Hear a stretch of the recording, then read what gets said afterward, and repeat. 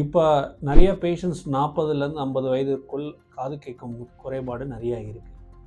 அது ஏன், அது எப்படி சரி செய்யலான்றதை பார்க்கலாம். முக்கியமாக இப்போ வாக்கின்ஸ் ஆர் பேஷண்ட்ஸோட கம்ப்ளைண்ட்டுன்னு பார்த்தால் காது வலி, காது அடைச்ச மாதிரி இருக்கிறது, காதில் சீல் வருது, காது கேட்கலை, காதில் ஏதோ ஒரு சத்தம் பூச்சி கத்துற மாதிரி இருக்குது, தலை சுத்தல், ஞாபகம் மருதி சொன்னாங்க எனக்கு புரியல, இதெல்லாம் தினசரி பார்க்குறோம்.